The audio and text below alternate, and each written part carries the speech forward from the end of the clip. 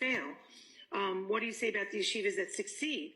To me, it's rhetoric about that your appears to imply that Jewish schools are failures, but schools in my district thrive. So what do you paint such a broad stroke? I specifically point out that we represent the yeshivas that don't perform well, and in fact, our hope is schools. We represent the children in those schools, and in fact, our hope is that the yeshivas that are performing well will provide insight, input, and coaching and training to those schools who are not doing well. And I think the fact that there are yeshivas that are doing well, where you have the boys that are taking regents exams and doing well on those exams, that should be a model for all yeshivas across the state. And that is my hope. I agree. The regent's working on that, right? That's with the new equivalency, and I think they've offered to work with all those schools. Pearls and other groups have offered to tutor, and if you're not doing your job right, then funding shouldn't be there for you, just like any public or other non-public school. Absolutely. I think the idea that religious schools, Jewish schools across the state, that the ones we specifically work on, the Hasidic schools that are currently not providing a sound basic education, start doing that in a similar model to some of the schools in your district.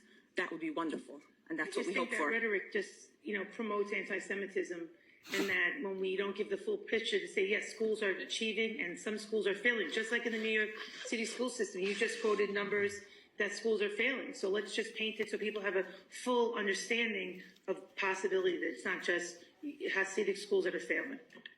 It's a percentage of the school, a significant percentage of the yeshivas. But again, I agree with you. Some of the yeshivas in this state are from the top schools, and I wish that my children could have benefited from a top education, but they did not, because many of the schools do not. Many of the yeshivas are not providing a sound basic education and should be, again, similarly to what you have in your school district. But that's not what's taking place in many communities, in Williamsburg, in Borough Park, in Muncie, in Kiryas Joel, in those schools, those students.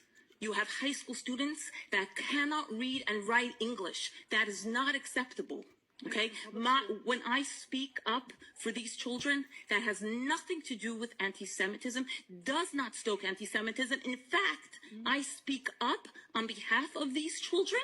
I speak up for the well-being of these children, and I am grateful that the Board of Regents Thank you, Ms. took on their cause and developed a system by which the local school authorities will know how to deal with these schools and make sure that they are compliant with the law. Thank you, Ms. Advocating with you. Ms. Weber.